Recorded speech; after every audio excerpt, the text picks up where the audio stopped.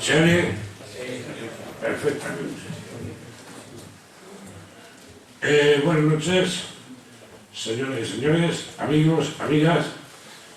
Traemos aquí un libro que recoge parte de mi experiencia pedagógica, didáctica, filosófica, etc.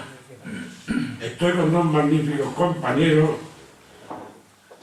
Francisco García Cortalo, sacerdote, un gran filósofo, cursó sus estudios en Italia con los jesuitas y anda tras de una tesis doctoral al punto de dejar de ser doctorando para ser doctor, sobre uno de los temas más complicados de la filosofía, sobre la fenomenología de Merleau-Ponty.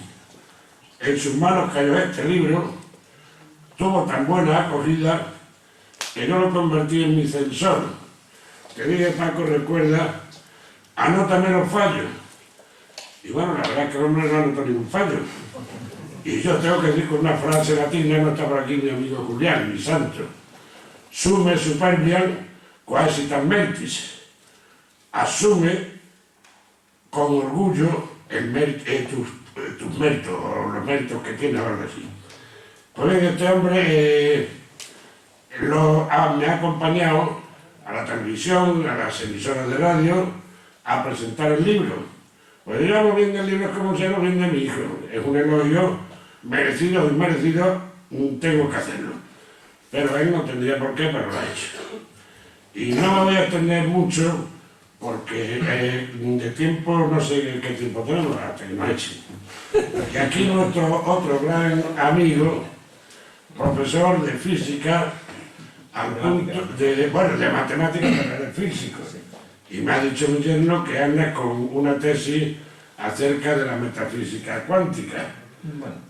Pero el hombre está muy enamorado también de los problemas de la filosofía y me dijo que si podía participar en esta mesa y como es natural, pues con mucho gusto.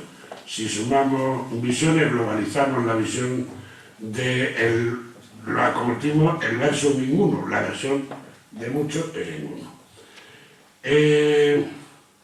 Vamos a darle la palabra aquí al sacerdote, filósofo y gran amigo Francisco. Así que tú tienes la palabra, Francisco. Buenas noches a todos ustedes, gracias por la invitación.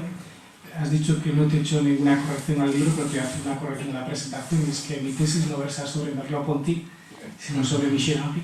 Más, aún en todo caso, sin embargo, los dos son fenomenólogos y no pertenecientes a la misma escuela, pero sí, digamos, con notables coincidencias.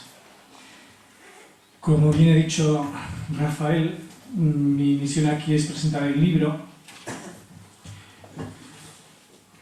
Esta mañana aparecía publicado en el periódico de la ciudad, del diario Hoy, un artículo escrito por mí, está mal que yo me cite, pero quiero decirlo, que titulé Aún más Platón y menos Prozac.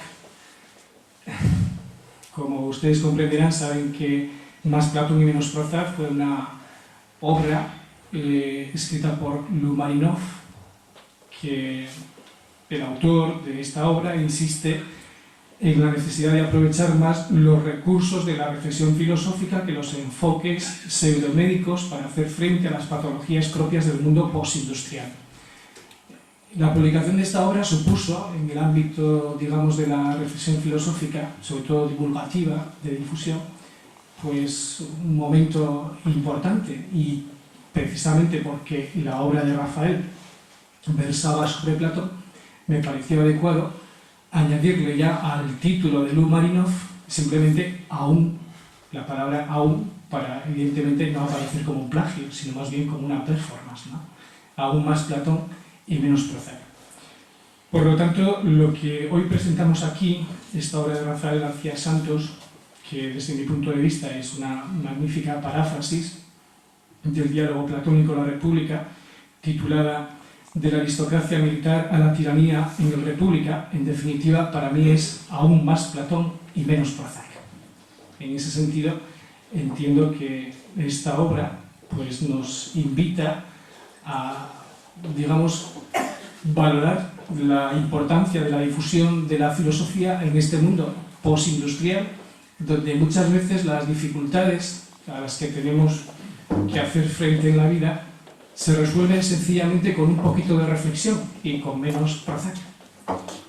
Esta obra, como aparece en el libro, está editada en Badajoz por la editorial Abecedario y se presenta en 11 capítulos y presenta en 11 capítulos los elementos principales del diálogo platónico, así como un epílogo en el que se concreta la influencia platónico-socrática en Karl Popper, de la que, o al menos en referencia a este filósofo, posiblemente, según me han contado, después tendremos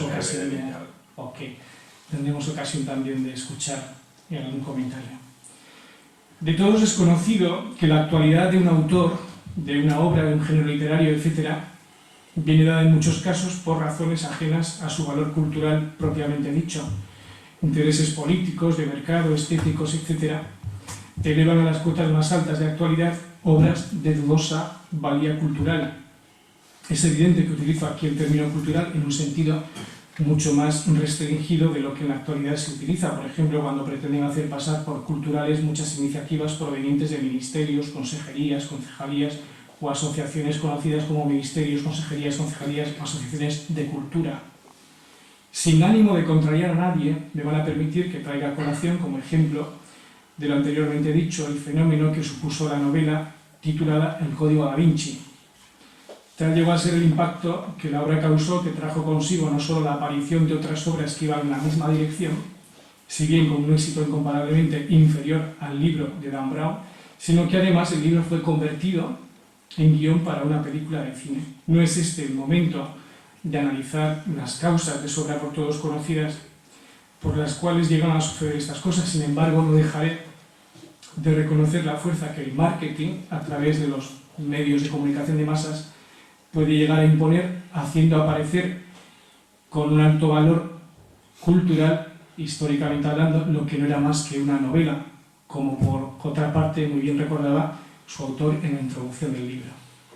La obra que hoy presentamos no pertenece a este género. La virtud de la obra de Rafael consiste en rendir homenaje a los clásicos, esos que con marketing o sin él siempre tienen mucho que decir y nos dan mucho que pensar, pues tocan siempre con acierto las fibras más profundas de la sensibilidad, la inteligencia, la voluntad o las pasiones humanas. La gran virtud de la obra de Rafael, en cuanto a paráfrasis, como ya hemos dicho anteriormente, consiste en adentrarnos de modo directo y accesible por los sinuosos y en ocasiones oscuros caminos del diálogo platónico. De un modo claro y sistemático, las posturas de los diversos interlocutores de Sócrates van quedando claramente definidas, convirtiéndose de esta manera la obra de Rafael en un ameno espectáculo en el que el lector se convierte en espectador de un interesante y profundo diálogo, percibiendo de primera mano las razones y argumentos que las intervenciones de cada interlocutor muestran en su intento por desgranar el objeto del diálogo, esa realidad tan importante y profunda que es la justicia. Según afirma Giovanni Reale en su obra Por una nueva interpretación de Platón, conocido este autor, Giovanni Reale, sobre todo por su dedicación al estudio de Aristóteles y especialmente al estudio de la metafísica aristotélica, así como por la gran obra de Historia del pensamiento filosófico y científico, obra en la que comparte la autoría junto a Darío Antiseri. Decíamos que según Giovanni Reale, la historia de las interpretaciones de Platón es probablemente la más rica y la más variada que haya tenido jamás filósofo alguno, y su reconstrucción ha resultado hasta el momento más bien problemática y en muchos aspectos bastante complicada.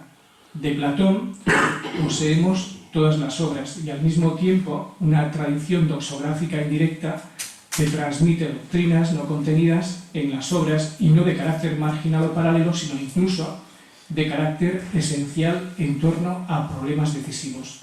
De ahí la necesidad de establecer con claridad la relación de las doctrinas escritas y las no escritas. Me van a disculpar que abunde en la visión que aporta Giovanni Reale, porque de alguna manera esta obra, al menos para mí, el hecho de traerla aquí a colación, intenta responder a una pregunta que me han ido haciendo también estos días con motivo de la presentación. Es, ¿qué sentido tiene hablar hoy otra vez de Platón? Pues precisamente esta obra a la que estoy haciendo referencia, de Giovanni Reale, que ha sido publicada en Herder en el año 2007, publicada en italiano en el 2003, traducida al castellano en el 2007, una obra de unas aproximadamente 500 páginas dedicadas a intentar una nueva interpretación sobre Platón, pues viene de alguna manera a demostrar que hablar sobre Platón no es ninguna cosa extraña, o sea, vale la pena. Y como decía, me va a permitir que abunde en esta cuestión porque la cuestión de la interpretación de Platón es de máxima actualidad. Decía que en torno a esta cuestión, continúa diciendo Reale, existen dos paradigmas hermenéuticos que hoy se enfrentan. El primero sostiene la autonomía total y decisiva de los escritos platónicos, eliminando o reduciendo la importancia y alcance de las doctrinas no escritas, mientras que el segundo sostiene, en cambio, la correlación estructural y esencial entre lo escrito y lo no escrito, y la necesidad de hacer referencia a lo no escrito para entender los escritos, y la consiguiente necesidad de releer todo el corpus platónico desde esta perspectiva a fin de poder reconstruir una visión global de Platón.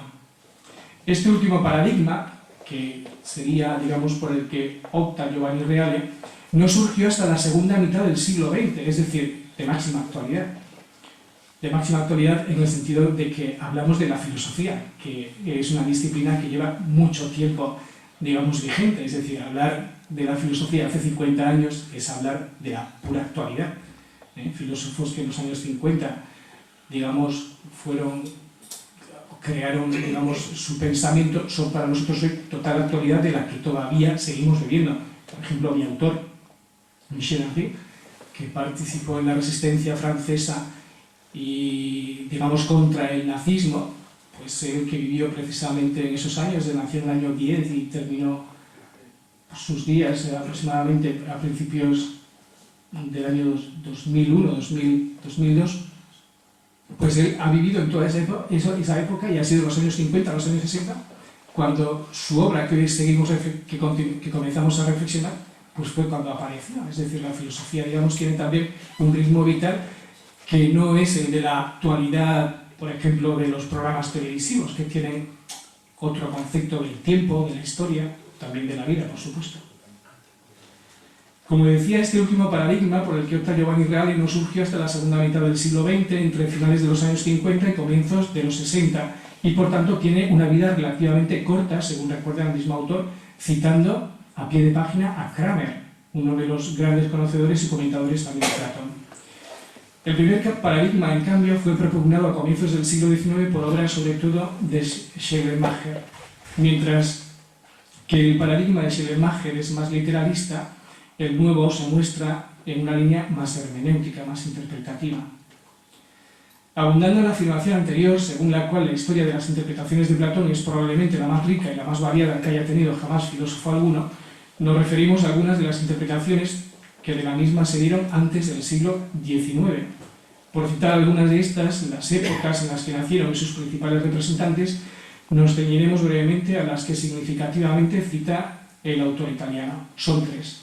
La primera es la de los discípulos directos de Platón en la Academia Antigua, entre los que se encuentran Aristóteles, Espeusipo y Genócrates. La segunda es la que pertenece al paradigma neoplatónico, el cual mantuvo su influencia a lo largo de más de 1500 años. Este paradigma, a su vez, el tiempo que dura puede dividirse en otras etapas a las que no voy a hacer referencia para no cansar a los asistentes. Nos podríamos extender mucho más, y por último, el resurgimiento del paradigma neoplatónico en la Edad Moderna. No podemos extendernos en esta parte, tan solo señalar que a la misma dedica el filósofo italiano los 4 primeros capítulos de su libro, unas 150 páginas aproximadamente. Sin embargo, la obra de Rafael tampoco pretende, como en el caso de Giovanni Reale, establecer una nueva interpretación del pensamiento, no ya de la filosofía platónica, sino ni siquiera del diálogo de la República.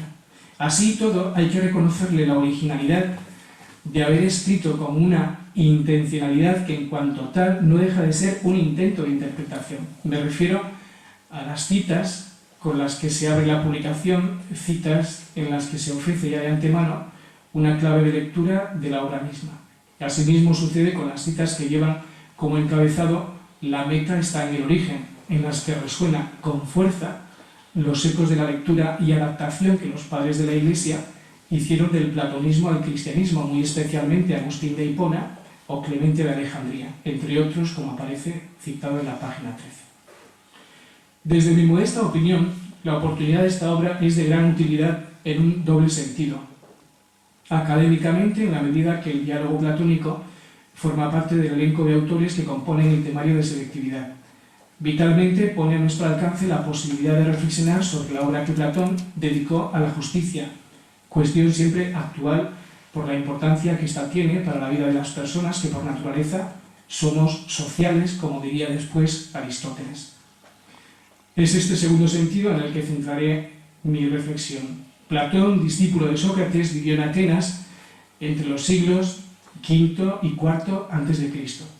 Según se desprende de su biografía, tan pronto como se lo permitió la edad, quiso intervenir en la vida pública. Sin embargo, la condena a muerte de su maestro, Sócrates, bajo el régimen de la democracia que siguió a la dictadura de los tiranos, le llevó a reflexionar sobre las condiciones que ha de reunir un Estado justo. Este parece ser el contexto en el que nació el diálogo de la República. Ciertamente, estos no son los tiempos de Platón ni nuestros estados modernos son los de entonces. Sin embargo, como bien recuerda Rafael, en la meta está el origen, es decir, somos herederos de una antigua tradición que desde sus inicios reflexionó sobre la justicia. En el diálogo platónico, la justicia se vislumbra a la luz del isomorfismo persona-estado. Esto es, para Platón difícilmente podrán ser justos los hombres que habiten en estados injustos, de ahí su búsqueda de la república ideal. Esta correspondencia parece irrenunciable. Ahora bien, en las democracias modernas lejanas a la estratificación social platónica, la experiencia dice que no son suficientes las leyes justas para que los hombres sean justos. Por ello, creo que el isomorfismo platónico requeriría una vuelta de tuerca. Los estados con leyes justas no son suficientes sin la colaboración virtuosa de los ciudadanos que desarrollen, en función de la justicia, dichas leyes. Así pues, a modo de conclusión, un Estado justo solo podrá serlo si lo habitan hombres justos y viceversa. Llegados a este punto, tengo un buen amigo, que es Joaquín Parra Cortés, también dedicado al mundo de la filosofía, que tras leer este último párrafo me dijo, dice, pues eso que has dicho tú, ya lo dijo hace casi 40 años Aranguren. Y dice, y además te lo voy a citar para que lo puedas leer ante el público. Es curioso, me hizo mucha ilusión ver que yo 40 años después estoy muy atrasado, porque este lo dijo anteriormente Aranguren, lo cual quiere decir que mi reflexión está muy atrasada en el tiempo, pero así todo, mira, prefiero identificarme con él que no con otros, ¿no? Y es que, dice Aranguren en el último párrafo de Ética y Política, dice, es decir, como he escrito en otra ocasión, la moralización social ha de efectuarse a la vez por modo personal y por modo institucional. Renunciar a la función ético-personal en la moralidad social sería reconocer que la ética entera es primariamente personal, que los actos y las virtudes, los deberes y los sentimientos morales, la conciencia y la responsabilidad conciernen a las únicas personas realmente existentes, que son las individuales. Pero las personas individuales son impotentes frente al leviatán del Estado y frente a los poderosos grupos de presión que están tras él.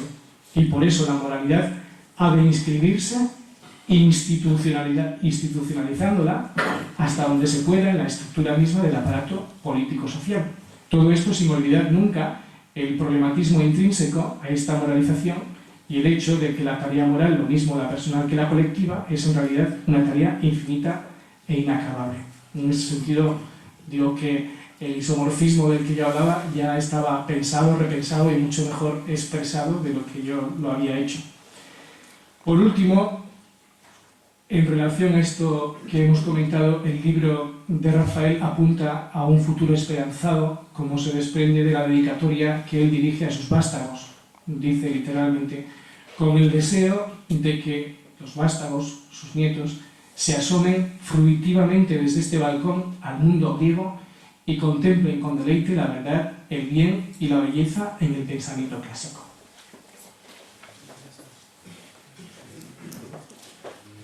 Muchas gracias, Francisco. Puntualmente hay una cuestión a la que quisiese contestar. Todo autor cuando escribe algo, andamos con alergia, tengo millones de columnas puras.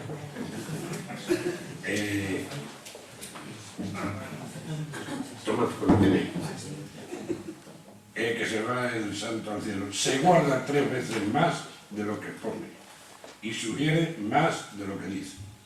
Interpretar a Radice radicalmente a Platón es complicado. Platón se entiende perfectamente desde los sistemas totalitarios, pero de los sistemas democráticos no. Y estamos en los sistemas democráticos, lo que gana de establecer polémica. Si leen ustedes la historia de la filosofía de Bertrand Russell, como saben, Bertrand Russell es el padre de la matemática moderna, un libre pensador. Pues ahí dice, que no lo digo yo ni lo pongo en el libro, que el gran filósofo Heidegger fue nazi hasta su muerte, que ese no fue el piloto de las SS, un gran metafísico existencialista que no le quitó nada de relieve a su filosofía el ser nazi, pero él era nazi pensando que si hubiera ganado la guerra a Hitler, este librito que está aquí se hubiese llevado a cabo. Pero este librito que está aquí tiene sus glorias y sus miserias, todo hay que decirlo. A mí, si luego entramos ya en profundidad, aquí tenemos el decano de medicina, que la eugenesia es una barbaridad como la copa de un pino, que solamente tienen derecho a la vida los buenos, los fuertes y los listos. No creemos que sea de recibo en estos tiempos. Y esto es lo que proclama, Platón y sus médicos, los asclepiadas. Las asclepiadas están incluso por encima de las leyes espartanas, del Taygeto y de todo eso. Usted tiene que combatir mañana, usted no puede estar enfermo. Si muere, pues muerto ya quedamos. Pero bueno, los médicos del Tercer Reich que llevaron a cabo estas experiencias con los niños se basaron en la doctrina de Platón. Así que Platón, del otro lado, pues también tenemos que Platón tiene una interpretación totalmente comunista. El primer comunismo que hay en la historia es de Platón, pero un comunismo a Radice también. El padre no conoce al hijo, el hijo no conoce al padre. Los guerreros, entre ellos y ellas, se las apañan como pueden. Incluso hay tal racionalismo y normas tan rígidas que las copulaciones son matemáticamente determinadas. El mejor doctor se llama el mejor bocado. El mejor guerrero, pues hacen unos sorteos, hacen trampas, pues le dan a la hembra que es más ajuste, etc. De modo que está ahí. Pero hay más. Yo me detengo en el comunismo exactamente en las utopías del Renacimiento, en la de Moro y en la del otro, la de Campanella, en la ciudad de Salomón. Comentaba, y lo he comentado con algunos, el otro día aquí con el amigo Antonio Peña, que yo me hice de una tesis doctoral de la Sorbona de los años, fíjense bien, 60, principios de los 70, cuando empezó la filtración de la pornografía y toda esta historia. Eso no es una cosa inútil. tiene una razón de ser lo que es la pornografía, me explico. El emparejamiento, el matrimonio, como ustedes quieran llamar, es la vía por donde discurre la propiedad privada. Como le llaman, la propiedad privada es la primera cosa que hay que borrar del mapa, según las tesis marxistas de las alineaciones, enajenaciones, plusvalía, mercancía, etcétera, etcétera. Entonces, si eliminamos la familia, eliminamos la propiedad privada. ¿Pero cómo desmontamos eso? Bueno, pues todo el mundo sabe desde el psicoanálisis para acá que la moralidad es el sostén y el cimiento de la familia. Entonces, en ayuda del neomarxismo viene el psicoanálisis. Y el psicoanálisis contribuye, pues eso, a quitar, que no son tabúes, que en realidad son cosas que la naturaleza en parte ha dicho que son así y en parte ha dicho que no. ¿Pero qué le ponía al cascabeles al gato? Al menos yo, la verdad, no me atreví. Pero creo que si alguien quiere indagar en esta vía, puede incluso llegar a una tesis doctoral. Pero vamos, esto era un inciso, pero es difícil. Interpretar todo esto que yo estoy diciendo ahora de boquilla no me hubiese costado, lo digo por ahí en alguna página, pero es para quedarme en eso, decirlo simplemente. Así que yo me quedé en la utopía del Renacimiento sobre el comunismo, que por cierto son muy fuertes, porque como has dicho tú, la meta está en el origen.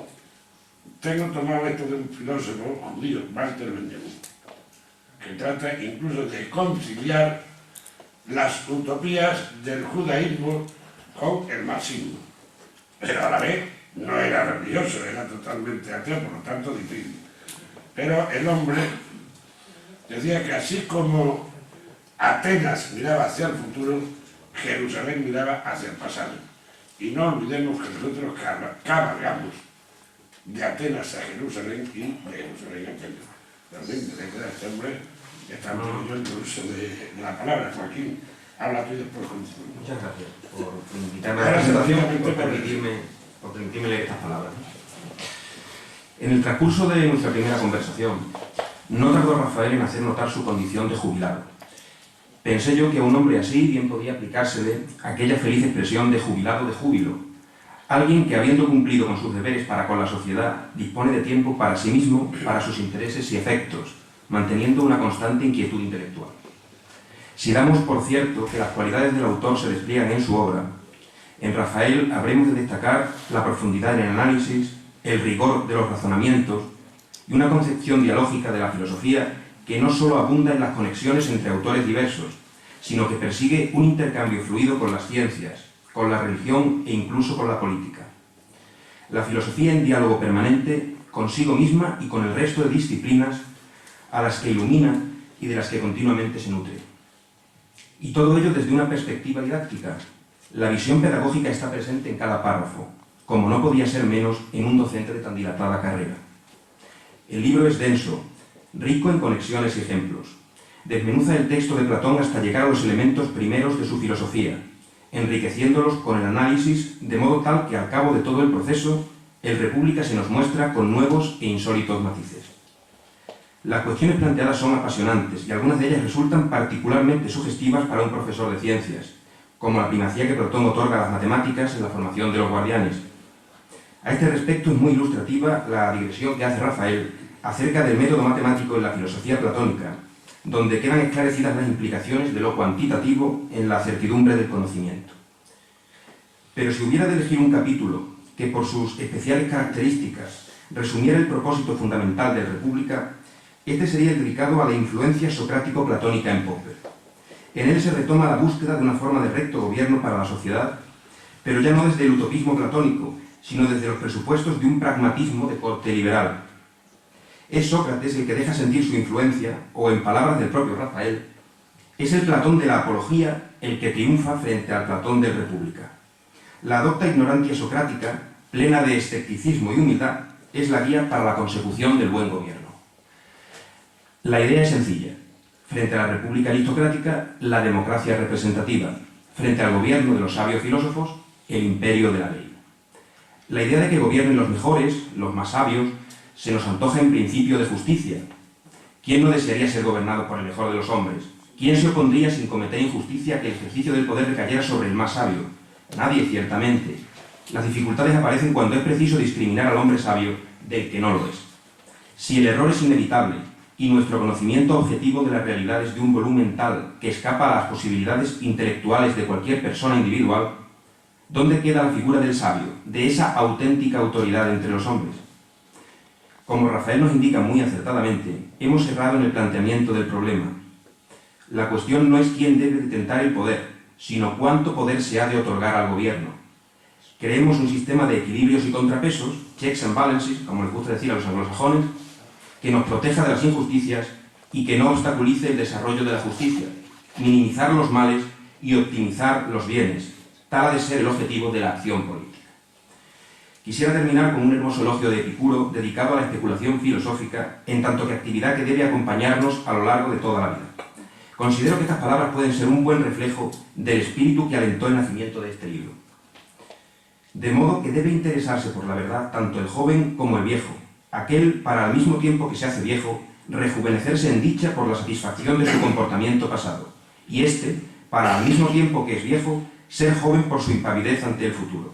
Así pues, es menester practicar la ciencia que trae la felicidad. Si es que presente ésta, tenemos todo, mientras si está ausente, hacemos todo por tenerla. Muchas gracias, Joaquín. Bueno, disculpadme que no he presentado a Joaquín. Joaquín es un profesor agregado de matemática, su licenciatura en física, anda el hombre por ahí con en mecánica cuántica y entonces merece un elogio que se interese por la filosofía. Yo lo entiendo porque la filosofía es la madre, es decir, como Platón ponía que el que no sepa matemáticas que no entre en la academia. Pues yo creo que el que no ha penetrado en la filosofía está en el mundo bárbaro, no quiero con esto terminar porque el padre estaría en el mundo bárbaro. Bueno, te he de responder a la cuestión de porque tampoco Popper tiene la razón en todo. Yo en esto de lo listo y lo no listo, pues como tú sabes, cada danza tiene su contradanza y cada contrario el suyo, como lo pongo ahí, etc. Leía yo ayer en un diario, en un periódico, que no voy a decir su nombre, regional no era por supuesto, sino quizás no hubiese hablado así, que planteaba lo siguiente: los signos más palmarios de la corrupción es la perversión de las humanas jerarquías, lo que hemos dicho de siempre, a quien Dios es Dios, a Cantón se lo bendiga. Porque yo saco, por esto no me va a quitar la cucaña, o porque yo no tenga un coeficiente de más de 100, pues no vamos a quitar la matemática ni la física. Bueno, claro, de eso hay. Dice, ¿quién está capacitado para gobernar? Se pregunta este periodista. Y responde en latín, que lo traduzco, pero voy a conservar lo que él dice. Qui in virtute intellectiva excedunt. Quien en virtud intelectiva sea excelente, o sea más. Y luego ya, pues, de aquí opinen ustedes lo que quieran. Bueno, pues ahora me ha tocado a mí.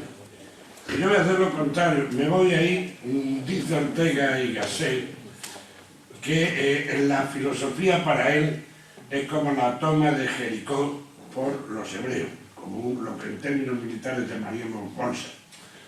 Hay unos círculos concéntricos y él va de lo más exterior a lo más interior hasta llegar al ser, que es el padre, la madre, etcétera, de la filosofía. En este sentido, voy a hablar de las cuestiones que en el lenguaje didáctico pedagógico pues se habla de transversales. Todo el mundo entiende el término transversal, lo que atraviesa de punta a punta algo. Entonces, una serie de elementos platónicos, esencialmente platónicos, pero que también podrían valernos para otros autores.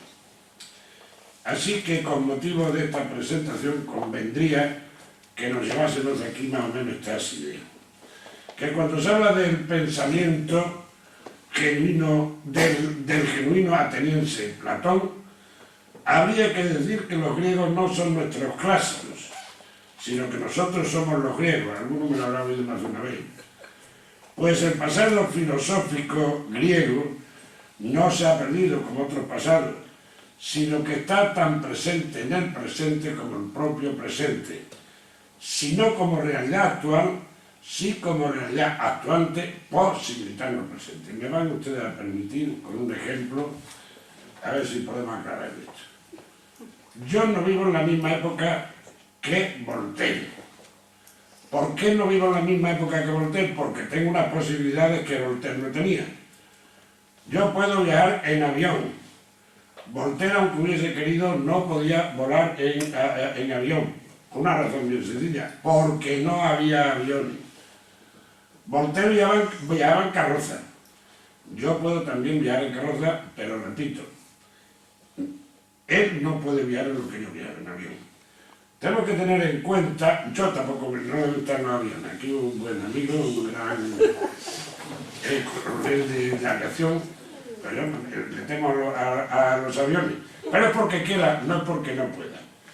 Pero en el caso de Voltaire, la negación se refiere al acto y a la potencia. Ni volaba, ni podía volar. ¿Qué es lo que ocurría? Que nosotros hoy tenemos una técnica que nos permite cruzar los espacios celestes e infinitos gracias a la física del siglo XIX. Como en el momento de Voltaire no había esa física que estuviese posibilitando que él dice no me va. Bien, pues en el caso de la filosofía platónica es tanto que si algún día desapareciese sería el mayor apagón de luces de la ilustración, de la no ilustración. Se acabarían las corrupciones, se acabaría todo. El sostén no solamente del Occidente, cuidado, sino también del Islam, porque a nosotros nos llega la filosofía a través de la escuela de traductores de Toledo y ha pasado antes por el Islam. Así que sería una locura pensar que... es más, si a nosotros nos quitasen personal y colectivamente lo que tenemos de Platón, posiblemente nos quedaríamos más desnudos que Adán. Es un andanismo tremendo. Así que no hace falta ser muy espabilado para quien lea este libro. Si sacásemos de este contexto, de este material de aquí, lo que ahí se dice, y lo pusiéramos en un papel cualquiera, no diríamos de qué época era, posiblemente alguien creyese que esto estaba ocurriendo ayer. Es que el ayer y el hoy, diríamos una metáfora de Nietzsche, que los gigantes se dan la mano por encima de los espacios infinitos. Es decir, está más cerca Nietzsche, aunque está en contra de Platón, a pesar de los siglos que lo separan, que de muchos de sus contemporáneos. En fin, que en República con 25 siglos de existencia sigue conservando plena vigencia, y es de esperar que continúe todavía el doble más de siglo su actualidad. Así que cuando leemos a Platón, no hagamos bromas tontas y pesadas. Tenemos la fea costumbre de los españoles de que el que no dice una cosa se ríe de ella, se ríe de sí mismo, no se ríe de otra cosa, así que se ponga a leerlo por lo menos. Y es de esperar que continúe todavía el doble más de siglo de su actualidad. El lector avispado sabrá descubrir párrafos que se diría que fueron escritos allí.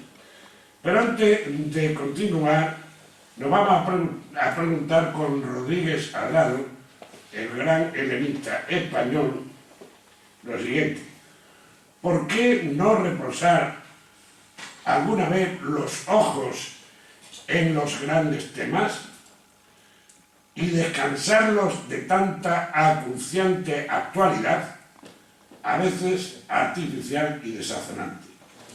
Hay un tratado de filosofía sobre la ontología del presente. En el presente se quedan las hormigas.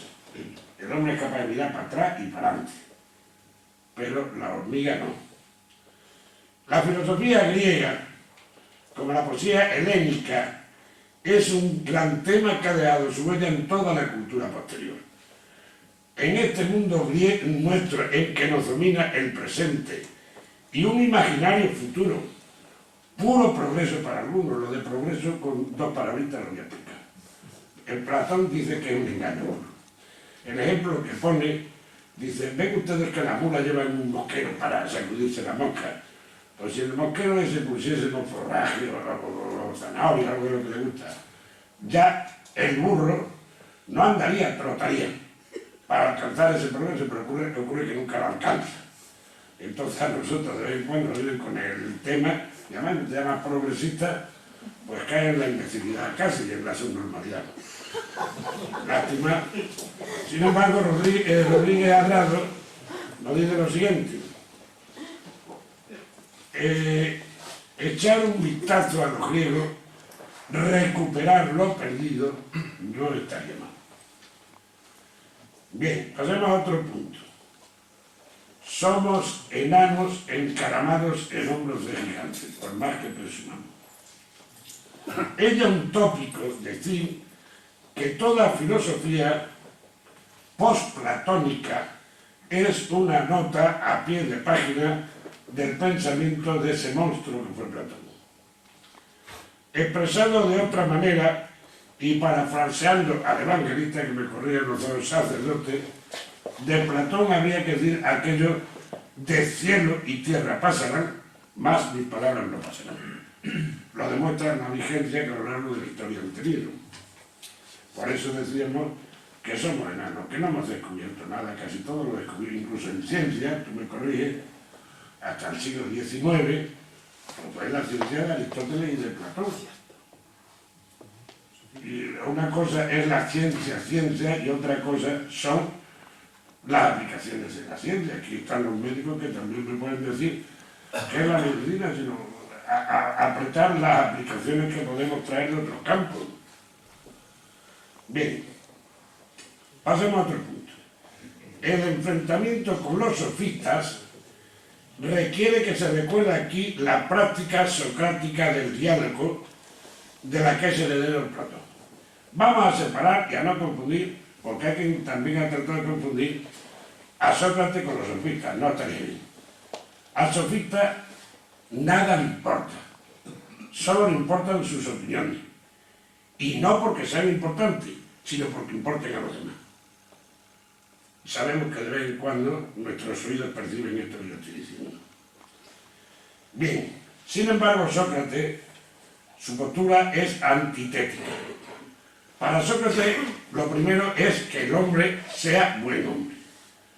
Segundo, que sea buen ciudadano. Y tercero, que ese buen hombre y ese buen ciudadano llegue a ser buen político. De tal forma que donde no se dan las dos primeras condiciones, jamás tenemos la tercera. Bien, hay que decir unas palabras de Sócrates, porque la verdad es que es difícil distinguir entre lo que es de Sócrates y lo que es de Platón. Yo creo que ahí hay un bloque. Sócrates, maestro de Platón e interlocutor en sus discursos, no es un filósofo técnico ni sistemático. No tenía escuela fija, enseñaba en la casa de sus amigos, en la calle, en la plaza, a quien quería conversar con él. Su enseñanza consistía en una conversación dirigida que de pregunta en pregunta conducía a su interlocutor a la conclusión, que no a la conclusión, señores, que con mucha frecuencia se habla de diálogo cuando habría que callarse el pico, porque el diálogo eso no tiene nada. El diálogo tiene que arrojar luz, es la búsqueda de la verdad entre dos, aportando razones para llegar a esa luz. Bien, en esto precisamente hacía consistir la dialéctica, en el arte de saber preguntar y responder, no de engañar. Sócrates, frente a los discursos ampulosos de los sofistas, adoptó el diálogo, que la enseñanza hace más ágil, más fluida y más íntima la comunicación entre discípulo y maestro, y en las discusiones políticas desconcierta al oponente. Sócrates en sus discursos llega a conceptos universales que contienen el género y la especie. Por ejemplo, llega a la definición de hombre, género, animal, especie, racional. Luego Platón le diría, no, bípedo y plume. No, esa sería la biológica, la definición biológica.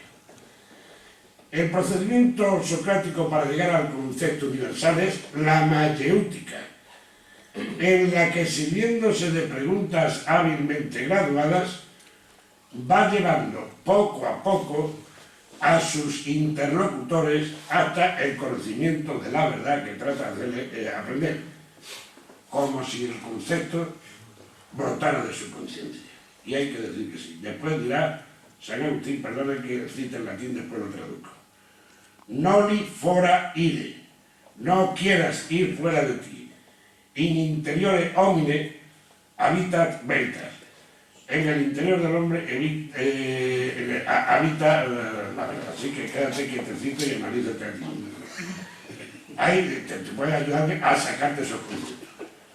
Sócrates compara su oficio con el de su madre, Sofronisca, partera.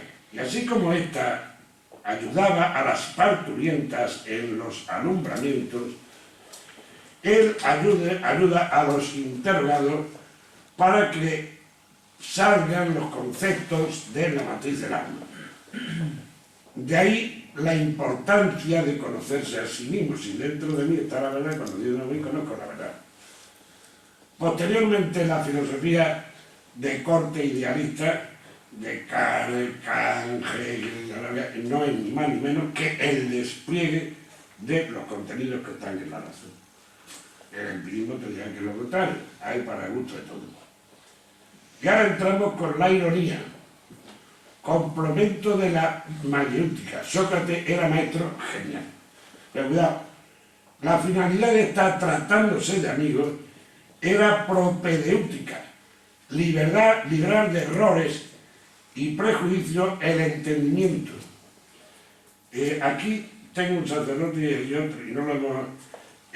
si conocéis los ejercicios de San Ignacio de Loyola, yo creo que lo primero, a través de las meditaciones esas que se hacen, es limpiarte. Si la comparamos con las meditaciones cartesianas, viene a ser lo mismo. Descartes trata de hacer un desescombro, de destruir la mente del niño que lleva el hombre. Es verdaderamente un infanticida el cartesianismo, pero depura la mente y la eleva a otro nivel. Pues esto es lo que hace la propedéutica. Liberar de errores y prejuicios al entendimiento, con el previo reconocimiento de la ignorancia.